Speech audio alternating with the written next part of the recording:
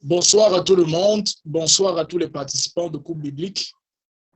C'est un plaisir de vous retrouver. Nous allons sans tarder commencer avec le cours.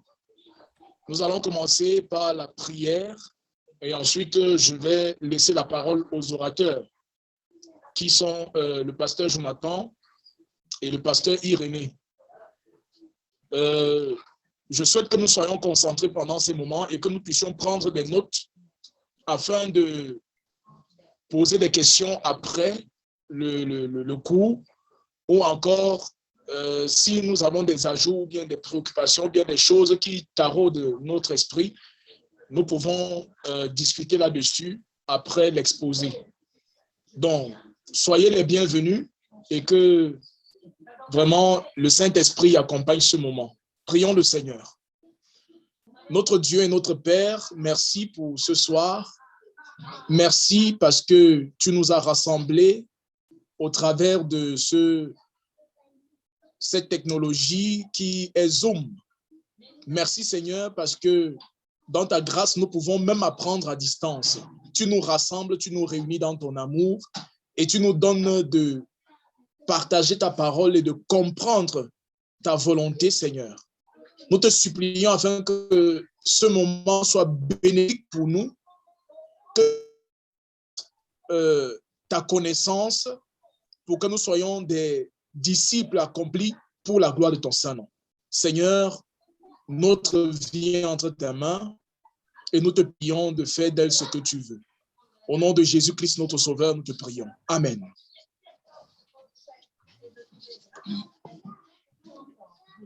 Ok, pasteur Jonathan, vous avez la parole. Merci beaucoup. Voilà. Merci.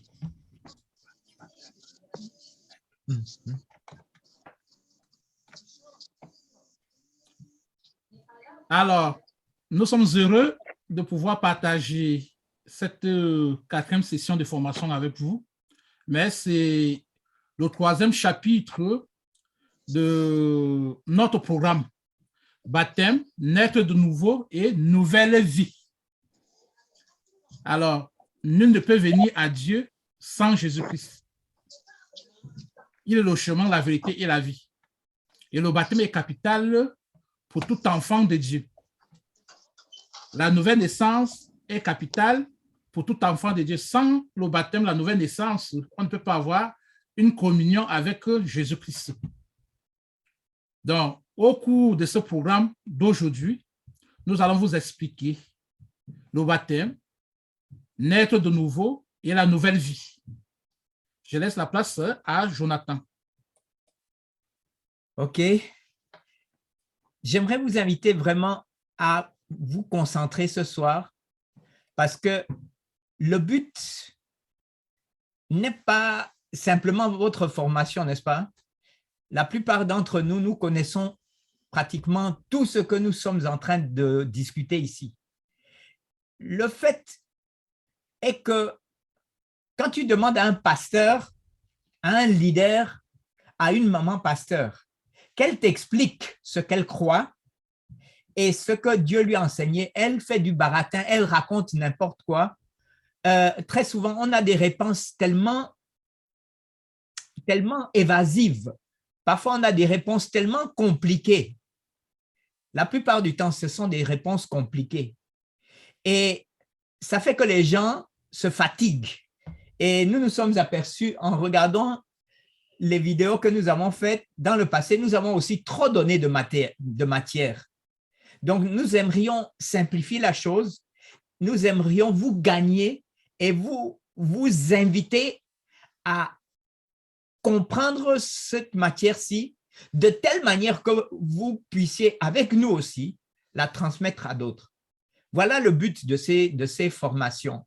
C'est que toi, tu deviennes la personne qui peut transmettre le mieux possible le matériel que nous t'offrons.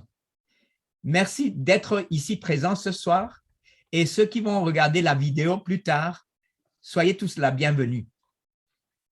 J'ai une PowerPoint, une présentation que je vous donne toujours à la fin du cours vous la recevez sous forme d'une PDF avec tous les détails que vous avez vus ici. Première question, et c'est une question personnelle à toi qui est en train de me regarder. Est-ce que je suis baptisé? Est-ce que je suis baptisé? Si je ne le suis pas, alors je me fais baptiser au nom du Père, du Fils et du Saint-Esprit. Si je ne le suis pas, il est temps de le faire. Et si je le suis, gloire à Dieu. Si je suis baptisé dans l'eau, comprenant comment Jésus procédait, Jésus a envoyé des disciples baptisés. Jésus n'a pas baptisé qui que ce soit, mais il a toujours laissé faire ses disciples. Et c'était des gens qui étaient baptisés, qui avaient reçu le baptême, qui baptisaient d'autres. Donc, suis-je baptisé? Non. Alors, je me fais baptiser. Est-ce que tu ne sais pas où te faire baptiser? Là, nous prenons très volontiers du temps. À la fin de cette formation, nous allons nous prendre le temps d'en discuter. Préparez vos questions. Merci. Là, le baptême d'eau. Excuse-moi, il y a du papier ici. Le baptême d'eau. Quelque chose est primordial. Le baptême ne fait pas de moi un croyant. Le baptême n'est que la confirmation de ma foi. Donc, le fait que je me fasse baptiser ne fait pas de moi un croyant. Mais étant croyant, je me fais baptiser pour confirmer devant le monde visible et le monde invisible que je suis un enfant de Dieu. J'ai besoin de mon frère Irénée. Oui, oui, ça va. Regarde. Là, nous avons une scène de baptême. C'était en quelle année? C'était en 2020. C'était pas en 19? Ah, 2019. N'est-ce pas? Oui, 2019. Là, c'était à Baygon. Oui, à Baygon. Exactement. Et là, ça a beaucoup de signification pour nous. C'était un couple qui a décidé, oui, nous voulons être baptisés, fondés sur notre foi. Parce que la Bible dit que ce n'est pas le baptême qui me sauve, mais c'est Jésus-Christ qui me sauve. Ils avaient grandi pensant que le baptême fait d'eux des enfants de Dieu. Et quand ils ont découvert que c'est Jésus-Christ qui fait de nous des hommes nouveaux, ils ont décidé de se laisser baptiser au nom du Père, du Fils et du Saint-Esprit. Par le baptême, mon vieux mon vieux moi est mort. Je suis ressuscité à une vie nouvelle et j'ai revêtu Jésus. Donc, nous voyons dans la parole de Dieu que c'est confirmé que lorsque nous nous laissons enterrer, c'est un symbole d'être enterré. Et quand on sort de l'eau, c'est comme un symbole de la résurrection et revêtu de Jésus-Christ, les habits de sainteté parce que Jésus me rend saint.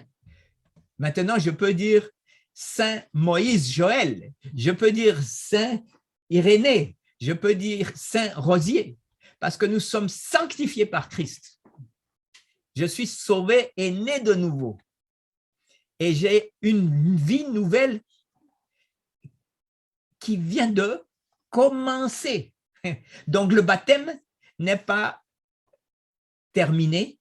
Ce n'est pas terminé, ma vie, c'est commencer une vie nouvelle. C'est commencer une vie dans la présence du Seigneur. Voilà une photo de ma femme, ça fait quelques années quand même. Elle baptisait une jeune femme qui avait vécu des choses atroces dans sa vie. Et cette jeune femme qui a été vraiment maltraitée, elle a décidé, elle avait, je crois, 19 ans quand elle s'est fait baptiser là. Elle disait, je suis sauvée parce que j'ai cru. Donc, la Bible nous dit, dans Marc 16, 16, celui qui croira et qui sera baptisé sera sauvé. Mais celui qui ne croira pas sera condamné. J'espère que mon ami que vous voyez sur la photo va se présenter ce soir. Il a aussi été invité. C'est un ami en RDC. Galates 3, verset 27 qui dit « Vous tous qui avez été baptisés en Christ, vous avez revêtu Christ. » Hein? C'est quelque chose de spirituel. Est-ce que je peux comprendre que revêtir Christ, ça veut dire que maintenant, j'étais un homme simple, j'étais un homme médiocre. Mais le moment de ma nouvelle naissance, quand j'ai décidé de me faire baptiser, c'est comme si j'avais accepté le poste d'ambassadeur d'un pays. L'ambassadeur d'un pays, par exemple, de la Suisse, n'est-ce pas? L'ambassadeur de la Suisse au Cameroun, par exemple, il ne peut pas s'habiller comme il veut. Quand il est en fonction, il doit présenter parce que quand on le rencontre, il représente une nation, un pays, le gouvernement d'un pays. Il représente la nation suisse chez vous. Donc, il ne peut plus s'amuser de la manière qu'il aime. Il est une personne responsable.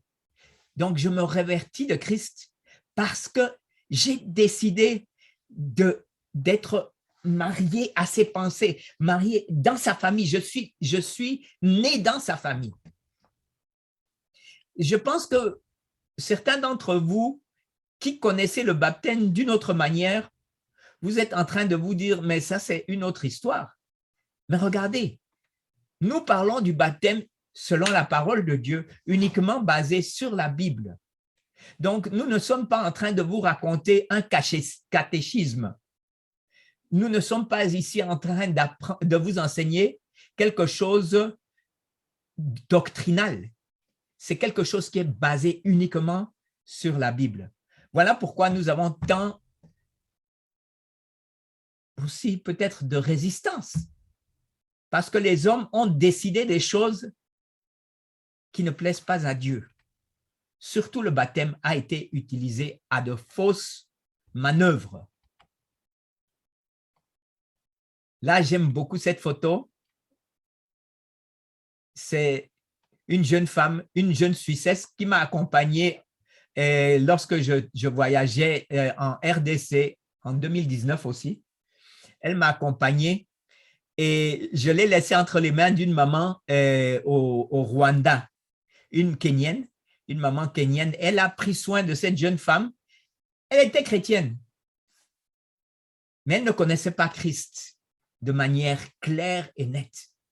Et au bout d'une semaine seulement, le dernier jour, juste avant que nous soyons partis, elle m'avait attendu pour qu'elle puisse se faire baptiser en ma présence dans une piscine à Kigali. C'était la plus grande joie de mon cœur de toute cette année-là parce que la jeune femme, elle a aussi un passé très, très, très, très dur. Et en prenant cette décision-là, elle a changé catégoriquement. Je peux vous donner vraiment, je vous donne ma parole. Je parle souvent avec elle. Sa vie a changé. Sa vie a changé. Et c'est Dieu, c'est seulement Dieu qui peut faire ça. Voilà un autre baptême. Peut-être que tu peux raconter quelques mots de ce baptême-là. Alors, nous voici au Cameroun, dans l'arrondissement de Ngambetika, le canton Ga. Et vous voyez la sœur qui la dame qui s'est fait baptiser, lorsque nous sommes arrivés, nous avons retrouvé les frères et sœurs et nous les avons entretenus. Cette dame, elle est musulmane à la base. En tout, il y a 2 dames qui, elles étaient musulmanes à la base, mais dans un mariage multiculturel, multireligieux. L'homme était chrétien et la femme était musulmane. Donc, mais elle a assisté pendant les 2 jours de formation et le soir, elle n'était pas convaincue de se faire baptiser, de devenir chrétien ou bien chrétienne. Dans le matin, alors, nous nous sommes réveillés, nous nous sommes dirigés au fleuve pour le baptême de ceux qui s'étaient déclarés candidats ou bien ceux qui avaient pris la décision de se faire baptiser selon le modèle biblique. Voilà, chemin faisant, les 2 dames sont venues auprès de nous. On embarquait déjà dans la voiture. Elles ont dit, elles viennent avec nous. J'ai dit, vous venez accompagner votre mari ou bien vos maris. Elles ont dit non. Toute la nuit, on a travaillé dessus, mon mari et moi, et puis j'ai décidé de me faire baptiser. Et c'est de cette manière que nous sommes allés ensemble dans l'eau. Et comme le principe le dit très bien, de la même manière que nous avons reçu l'évangile, nous le transmettons aussi aux frères et sœurs qui le transmettent à d'autres. Donc, vous verrez là, il y a le responsable de la communauté des gars et il y a aussi un autre frère qu'on a baptisé il y a de cela 1 année en arrière. Je suis là, j'ai laissé faire. C'est le principe du disciple-là. C'est que nous sommes en train de vouloir enseigner que chacun où il est un leader et il doit apprendre pour aussi enseigner aux autres. Donc, moi, je reçu ce que quelqu'un m'avait transmis de la part du Seigneur et j'ai aussi transmis à ses pasteurs. Lui aussi l'a transmis à ses fidèles qui baptisent. Donc, le pasteur est là, il regarde, il a laissé le soin à un frère de l'église de pouvoir baptiser la sœur. Donc, c'était vraiment merveilleux ce jour-là. Gloire à Dieu. Parlons un peu d'un sujet très fort qui est la nouvelle naissance. La nouvelle naissance, nous voyons qu'elle n'a pas à voir avec le baptême. Elle est parallèle, donc la nouvelle naissance, elle va faire de moi quelqu'un qui va décider de se faire baptiser, n'est-ce pas? Donc, le baptême n'est qu'un symbole, mais la nouvelle naissance est quelque chose de clair et net qui se passe dans ma vie. Par la nouvelle naissance, Dieu me donne une vie nouvelle. Souvenez-vous, frères et sœurs, vous qui êtes à l'écoute, vous qui êtes en train de nous regarder, ce n'est pas pour vous enseigner, c'est pour vous gagner, pour l'enseigner à d'autres, n'est-ce pas? Donc, soyez attentifs, s'il vous plaît. La nouvelle naissance, elle me donne une confiance. J'ai confiance par la foi que Dieu m'a pardonné tous mes péchés par Jésus-Christ. Donc, la nouvelle naissance, elle est aussi seulement confirmée dans mon cœur parce que je l'ai vu dans la Bible.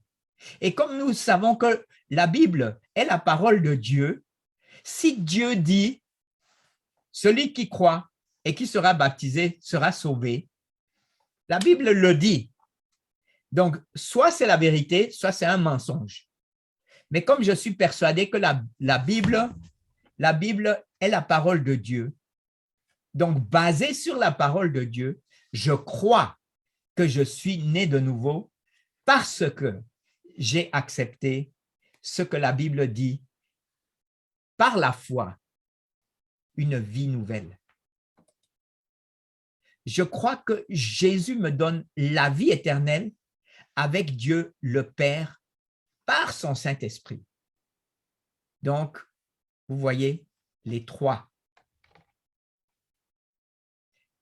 Jean 1, verset 12 dit « À tous ceux qui l'ont reçu, à tous ceux qui l'ont reçu, à ceux qui croient en son nom, il a donné le pouvoir de devenir enfant de Dieu. C'est comme les enfants de Baïgom qui sont les enfants d'une personne. Dieu nous dit, par la nouvelle naissance, tu deviens mon enfant légitime. Tu n'es plus enfant du diable, mais tu es mon enfant. Car c'est par la grâce que vous êtes sauvés, par le moyen de la foi, et cela ne vient pas de vous, mais c'est le don de Dieu. Ce n'est point par les œuvres afin que personne ne se glorifie. Éphésiens 2, versets 8 et 9.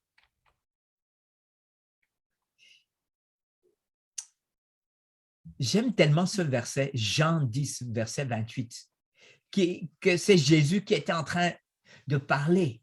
Jésus parlait des enfants que le Père lui avait confiés.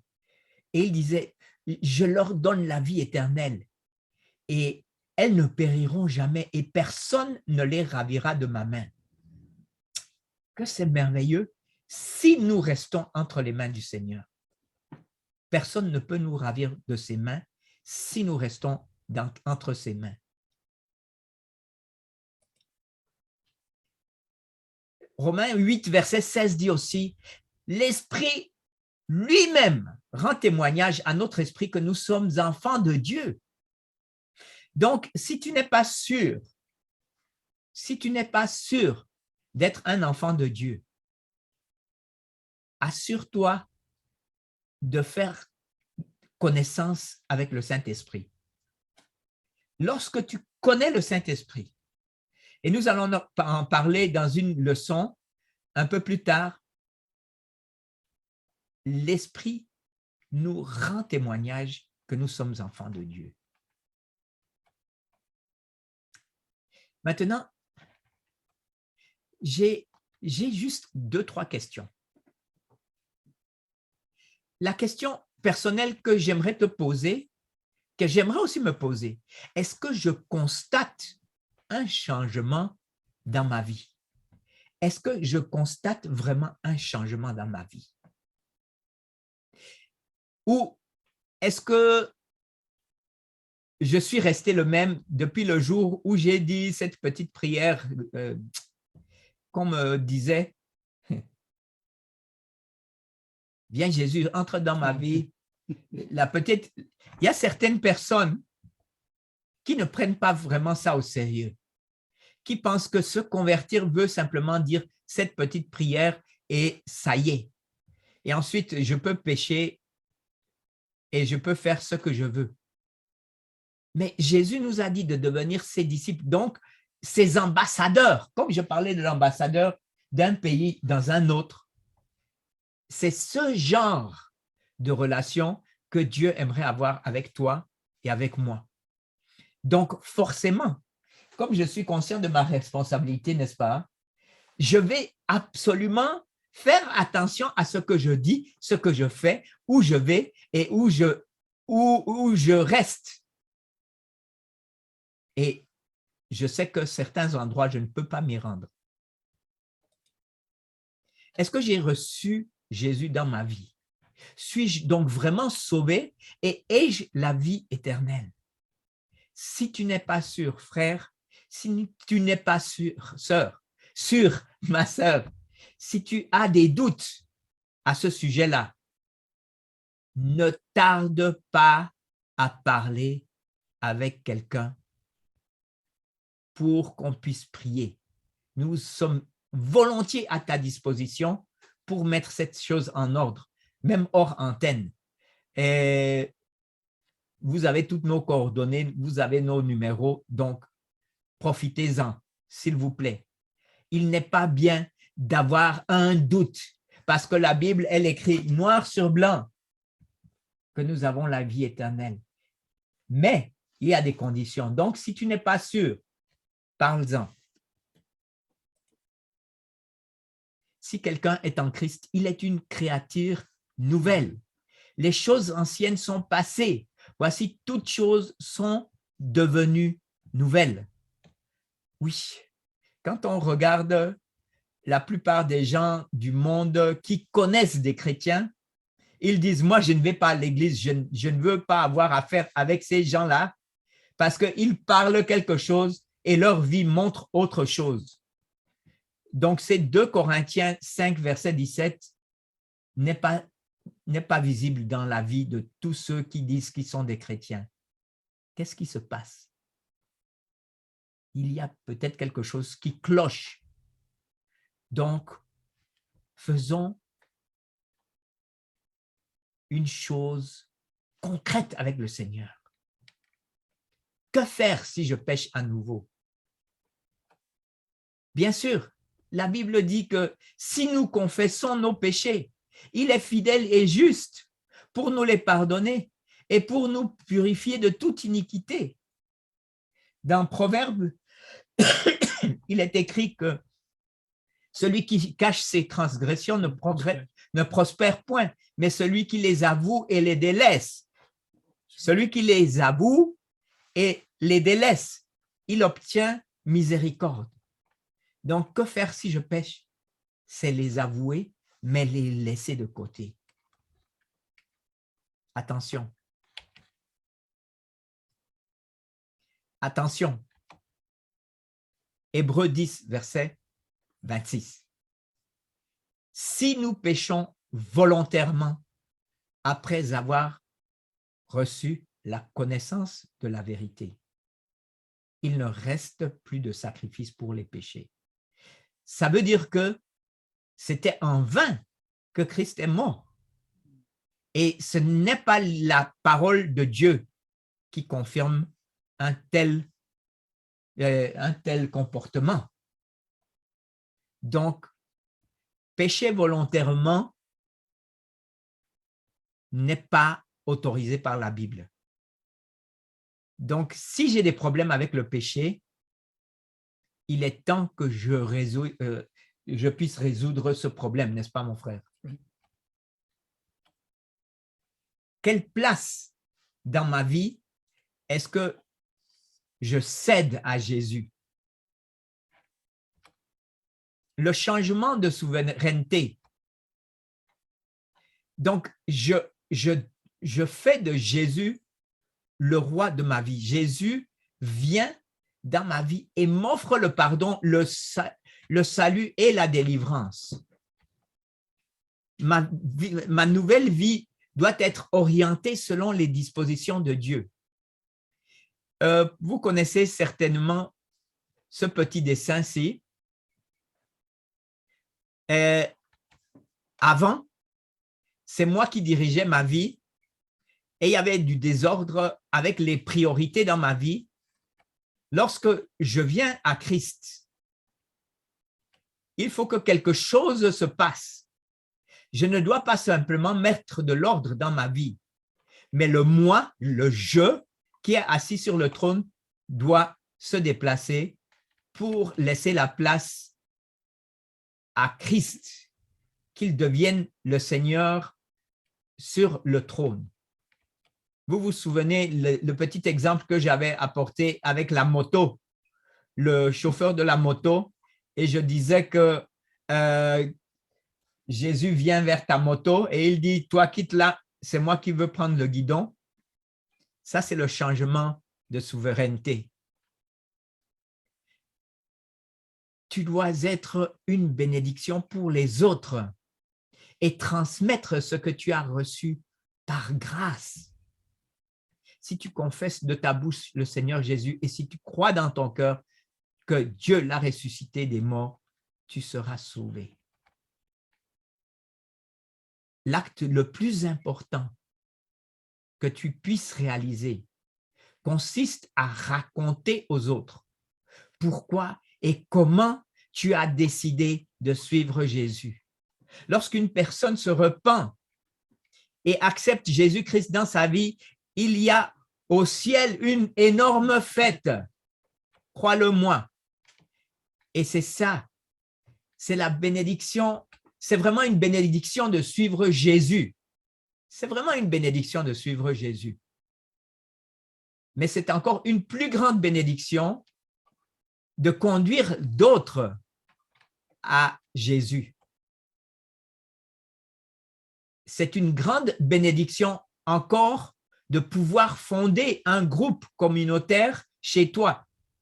C'est-à-dire, c'est encore plus grand que simplement amener d'autres à la foi. Mais la plus grande chose, c'est de fonder des groupes de personnes qui produisent d'autres groupes de personnes qui, à leur tour, forment des groupes communautaires. Parce que Jésus a dit, allez et prêchez la bonne nouvelle du royaume de Dieu. Et je construirai mon église au travers de ces gens, au travers de vous. Voilà, ça c'est l'idée de Jésus, que nous nous reproduisions. La mission de Jésus, elle est à tous. Il dit, allez, faites de toutes les nations des disciples, les baptisant au nom du Père, du Fils et du Saint-Esprit. Maintenant, question.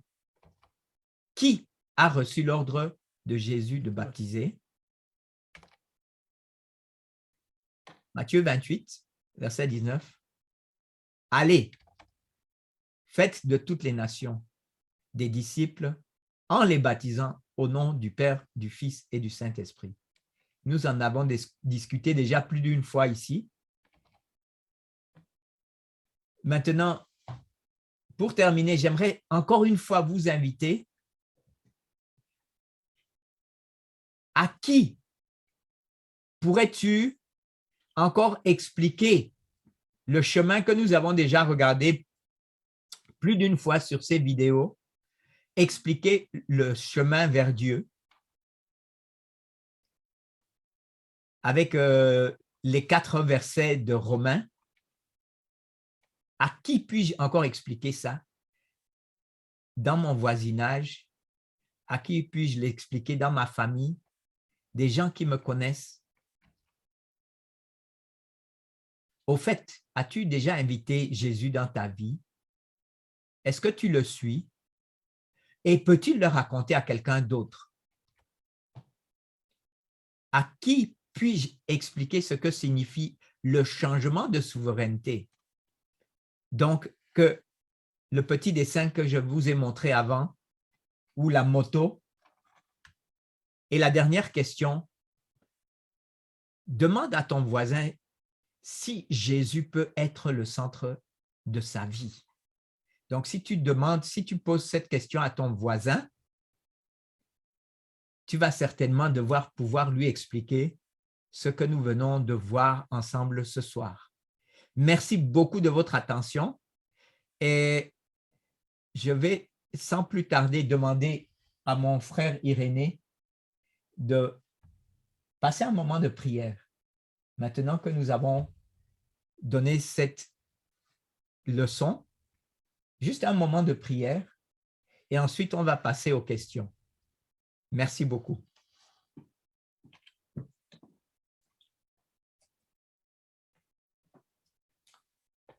Éternel, mon Dieu, mon roi, nous sommes infiniment reconnaissants pour le privilège que tu nous accordes cette soirée de pouvoir être outillés par toi. Nous sommes des hommes que tu utilises comme des instruments pour édifier, pour inculquer ta connaissance. C'est ta révélation qui éclaire, c'est ta révélation qui rend simple, qui rend sage les simples. C'est ta révélation qui nous conduit, Seigneur, sur le chemin de la vérité. Saint-Esprit, tu es le véritable pédagogue, le véritable enseignant. Viens et révèle-nous encore ta connaissance. Merci, Seigneur, pour tout ce que nous avons appris ce soir. Rends-nous sensibles à la vérité, afin que nous soyons des ambassadeurs de cette vérité. C'est la vérité qui affranchit, qui rend libre. Seigneur, que les écailles qui empêchent nos yeux de regarder au-delà de ta parole soient vaincus dans le nom puissant de Jésus. Nous renversons toute forteresse de doctrines qui nous retiennent captifs. Nous détruisons toute doctrine qui n'est pas fondée sur ta parole. Et nous voulons, Saint-Esprit, nous soumettre à ta vérité afin d'être libres. Merci pour toutes ces ressources spirituelles que nous avons reçues. Amène-nous, Seigneur, à prendre une décision pour ceux qui ne se sont pas encore décidés. Amène-nous, Seigneur, à regarder à toi, à ton œuvre à la croix. Rends-nous libres au travers de ta parole. Merci, Seigneur, pour la décision que chacun pourra prendre avec toi. Nous voulons des changements dans notre vie, changement de souveraineté, changement dans la manière de t'honorer, changement dans la manière de te témoigner, changement dans la manière de te vivre. Merci Saint-Esprit parce que tu es au contrôle de notre vie. Amène-nous à une vie de dépendance, de soumission, d'obéissance à toi. Touche nos cœurs et libère-nous de toute peur, de toute angoisse. Oui. Père, de la même manière que tu as déployé les 12 apôtres pour l'avancement de ton règne, utilise tous ceux qui sont prêts afin qu'ils contribuent à l'avancement de ton règne ici-bas. Que nous puissions, Seigneur, être des sources de bénédiction et des instruments de salut entre tes mains, dans le nom puissant de Jésus. Amen. Amen. Avant que nous continuions, Amen.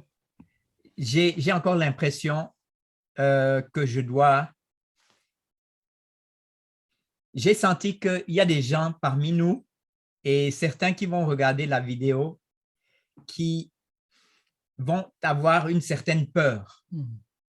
Certains savent que ce que nous disons est la vérité. Certains d'entre nous ont peur de mettre en pratique ce que la parole de Dieu nous montre.